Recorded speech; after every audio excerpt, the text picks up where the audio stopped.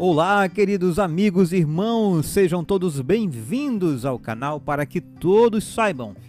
Estamos estudando a lição da Escola Sabatina, lição 8. E o tema de hoje, segunda-feira, 18 de novembro, o papel autoritativo das Escrituras. Vamos orar para iniciarmos o nosso estudo? Nosso Pai Celestial, nós agradecemos por mais um dia, Senhor, e pela oportunidade de estudar a Tua Palavra.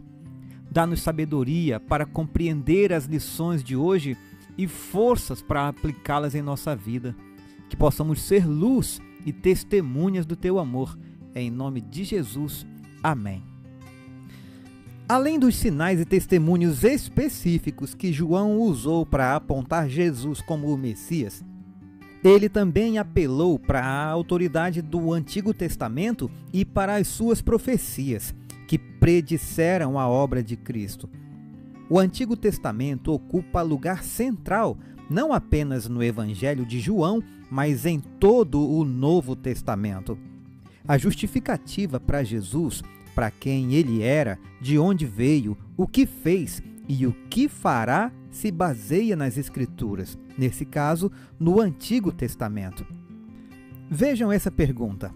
Leiam os textos de João 5, 39, 40 e 46 e responda o que esses textos nos ensinam sobre a atitude de Jesus em relação à autoridade das Escrituras. Vamos à leitura.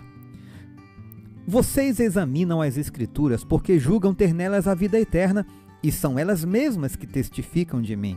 Contudo, vocês não querem vir a mim para ter vida, porque se vocês de fato crescem em Moisés, também creriam em mim, pois ele escreveu a meu respeito. Se, porém, não creem nos escritos dele, como crerão nas minhas palavras? Ao longo dos evangelhos, repetidas vezes Jesus apontou para a autoridade das Escrituras como testemunhas essenciais a respeito dele. Por exemplo, Jesus com frequência usou eventos do Antigo Testamento para ajudar a apontar para si mesmo e para o que ele fazia. Na conversa com Nicodemos, ele disse: "E assim como Moisés levantou a serpente no deserto, assim também é necessário que o Filho do Homem seja levantado." Veja João 3,14. Esse evento é descrito em Números capítulo 21, versos 5 ao 9. Cristo não apenas se referiu à história, mas, ao usá-la para apontar para si mesmo, ele basicamente nos deu a interpretação autorizada do que a história pretendia transmitir. E não apenas Jesus, mas outras pessoas também usaram o Antigo Testamento para apontar para ele. Por exemplo, no início de João, lemos as palavras de Filipe a Natanael: "Achamos aquele de quem Moisés escreveu na lei, e a quem se referiram os profetas, Jesus, o Nazareno, filho de José." João 1, verso 45. Temos mais uma pergunta para hoje. Leia os textos bíblicos de João, que a gente vai ler logo mais. A pergunta é a seguinte: o que esses textos ensinam sobre a autoridade das Escrituras, conforme Jesus e João entendiam? O que isso nos diz sobre o papel crucial que as Escrituras devem ter para a nossa fé? Vamos ler João capítulo 13, verso 18. "Não falo a respeito de todos vocês, pois eu conheço aqueles que escolhi. Mas é para que se cumpra a Escritura: aquele que come do meu pão levantou contra mim o seu calcanhar."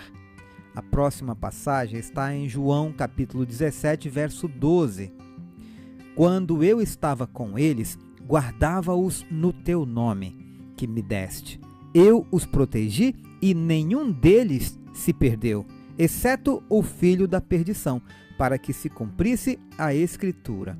Próxima passagem, João capítulo 19, versos 24, 28 e 36. "Por isso os soldados disseram uns aos outros: não a rasguemos, mas vamos tirar a sorte para ver quem ficará com ela."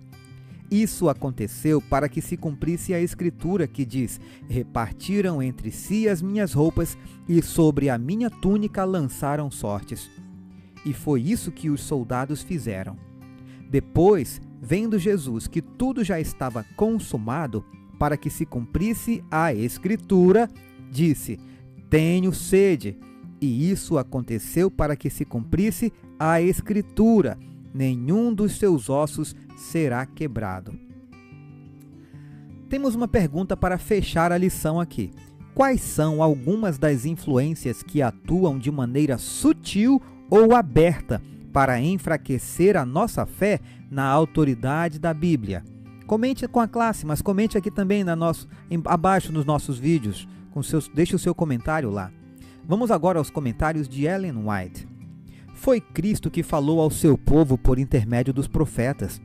Escrevendo à igreja cristã, o apóstolo Pedro disse que os profetas profetizaram acerca da graça a ela destinada, investigando atentamente qual a ocasião ou quais as circunstâncias oportunas indicadas pelo Espírito de Cristo que neles estava, ao dar de antemão testemunho sobre os sofrimentos referentes a Cristo e sobre as glórias que os seguiram. 1 Pedro capítulo 1, verso 10 e 11. É a voz de Cristo que nos fala através do Antigo Testamento. O testemunho de Jesus é o espírito de profecia. Apocalipse 19, verso 10. Em seus ensinos, enquanto estava pessoalmente entre os homens, Jesus dirigia a mente do povo para o Antigo Testamento. Ele disse aos judeus: vocês examinam as Escrituras porque julgam ter nelas a vida eterna, e são elas mesmas que testificam de mim. Nesse tempo, os livros do Antigo Testamento eram a única parte da Bíblia que existia. Em outra ocasião, o Filho de Deus declarou: eles têm Moisés e os profetas, ouçam-nos. E acrescentou: se não ouvem Moisés e os profetas, também não se deixarão convencer, mesmo que ressuscite alguém dentre os mortos. Lucas 16, 29 e 31, Patriarcas e Profetas, páginas 312 e 313. Jesus repousava na sabedoria e força de seu Pai Celestial. Mostrando o próprio exemplo, disse: quem de vocês teme o Senhor? Aquele que anda em trevas, sem nenhuma luz, confie no nome do Senhor e se firme sobre o seu Deus. Isaías 50, versos 7, 9 e 10. Aí vem o príncipe do mundo, disse Jesus, e ele não tem poder sobre mim. João 14, verso 30. Nada havia nele que correspondesse aos enganos de Satanás. Ele não consentia com o pecado, nem por um pensamento cedia à tentação. O mesmo pode ocorrer conosco. A humanidade de Cristo estava unida à divindade.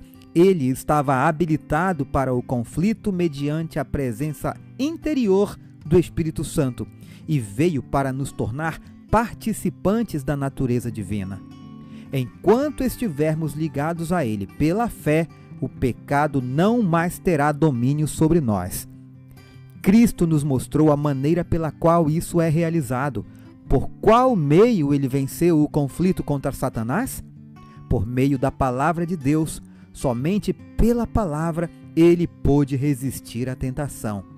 Está escrito, dizia, e a nós são dadas preciosas e muito grandes promessas, para que por elas nos tornemos coparticipantes da natureza divina, livrando-nos da corrupção das paixões que há no mundo. 2 Pedro 1, verso 4.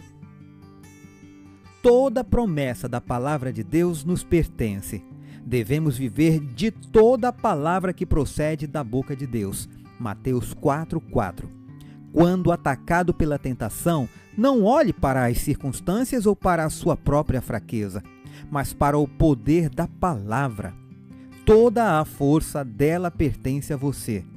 Guardo no coração as tuas palavras, disse o salmista, para não pecar contra ti. Salmo 119, verso 11. pela palavra dos teus lábios eu me tenho guardado dos caminhos do violento. Salmo 17, verso 4, o desejado de todas as nações, página 89. Eu aguardo você amanhã para prosseguirmos nesse estudo abençoado. Um forte abraço e fiquem todos com Jesus.